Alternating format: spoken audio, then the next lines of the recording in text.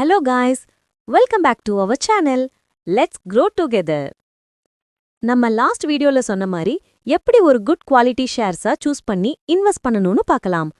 Last video பார்க்கலனா உங்களுக்கு ஷேர்ஸ்னா என்னன்னு தெரியலனா லாஸ்ட் வீடியோ பார்த்துட்டு வாங்க. இன்வெஸ்ட்மெண்ட்ஸ் பண்றதுக்கு மல்டிபிள் செக்டார்ஸ் இருக்கு. அதுல உங்களுக்கு எந்த செக்டார்ல இன்ட்ரெஸ்ட் இருக்குன்னு பார்த்து அதுல இருக்கிற ஒரு குவாலிட்டியான கம்பெனில இன்வெஸ்ட் பண்ணணும். தெரியாத ஏதோ ஒரு செக்டார்ல ரேண்டமா இன்வெஸ்ட் பண்ணி லாஸ் பண்றதை விட உங்களுக்கு ஃபெமிலியரா இருக்கிற கம்பெனில இன்வெஸ்ட் பண்ணா நல்ல growth இருக்கும். வாங்க இன்னைக்கு எல்லாரும் டெய்லி மேண்டேட்டரியா யூஸ் பண்ற 2 செக்டார்ஸ் பத்தி பார்க்கலாம். First automobile sector, second banking sector. ஆட்டோமொபைல்னாலே எல்லாருக்கும் தெரியும். கமர்ஷியல் வெஹிக்கிள், டொமஸ்டிக் வெஹிக்கிள் எல்லாமே மேனுஃபேக்சர் பண்ணுவாங்க. அதுல ஒரு சில டாப் கம்பெனிஸ் பார்க்கலாம். அந்த டாப் கம்பெனில எதை இப்ப பெஸ்டா இருக்குன்னு பார்க்கலாம். காய்ஸ், இப்போ ஃபியூ டாப் கம்பெனிஸ் லிஸ்ட் பண்றேன். ஆல்மோஸ்ட் எல்லாருக்கும் ஃபெமிலியரான கம்பெனிஸ். காய்ஸ், நம்ம இப்ப லிஸ்ட் பண்ணிருக்கிற 8 கம்பெனிஸ் மேக்ஸிமம் எல்லாருக்கும் தெரியும். மார்க்கெட்குள்ள நியூவா வர மேக்ஸிமம் ஆஃப் த பீப்புள் என்ன திங்க் பண்ணுவாங்கன்னா, ஷேர் பிரைஸ் அதிகமா ட்ரேட் ஆகிற company high quality plus good கம்பெனின்னு திங்க் பண்ணுவாங்க. ஷேர் பிரைஸ் லோவா இருக்கிற கம்பெனி நல்ல பெர்ஃபார்ம் பண்ணலன்னு திங்க் பண்ணுவாங்க. பட் ஒரு ஸ்டாக்கை வாங்குறதுக்கு முன்னாடி பிரைஸ் பார்த்து வாங்கக்கூடாது.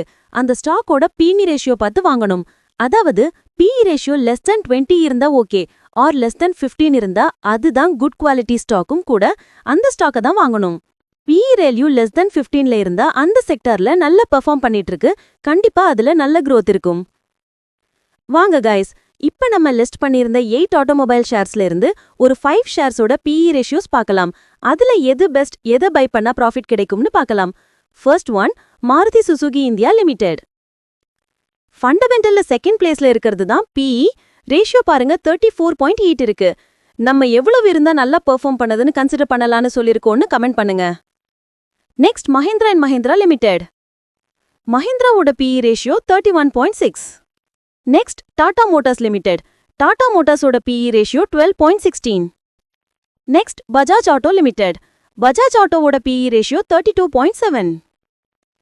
லாஸ்டா ஹியூண்டை மோட்டார்ஸ் லிமிடெட். ஹியூண்டை மோட்டார்ஸோட PE ரேஷியோ 36.21. காய்ஸ், இப்ப பார்த்திருப்பீங்க, லெஸ் தென் 15 டாடா மோட்டார்ஸ் மட்டும்தான் இருக்கு.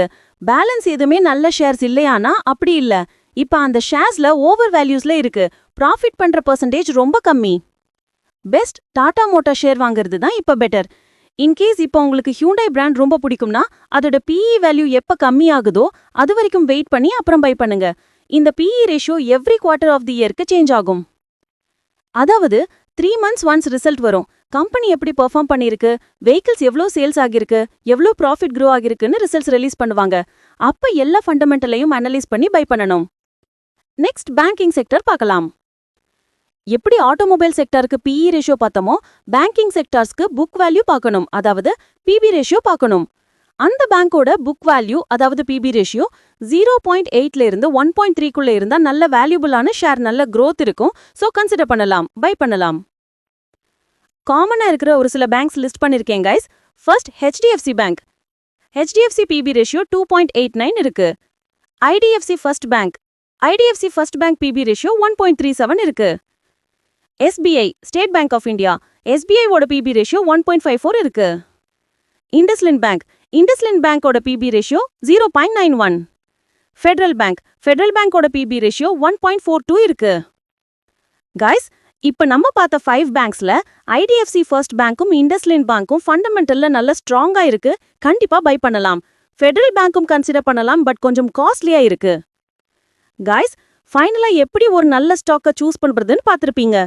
இது ஜஸ்ட் ஒரு பேசிக்ஸ் தான். நம்ம நெக்ஸ்ட் வீடியோல PE ரேஷியோ ஏன் லெஸ் தென் 15 இருக்கணும், புக் வேல்யூ ஏன் லெஸ் தென் 1.3 இருக்கணும், எப்படி PE ரேஷியோ கால்குலேட் பண்றது, அப்புறம் ஃபண்டமெண்டல்ல இருக்கிற மற்ற பாராமீட்டர்ஸ்ல என்ன, அதெல்லாம் எப்படி கால்குலேட் பண்ணி ஒரு நல்ல ஸ்டாக்னு எப்படி ஐடென்டிஃபை பண்றதுன்னு பார்க்கலாம்.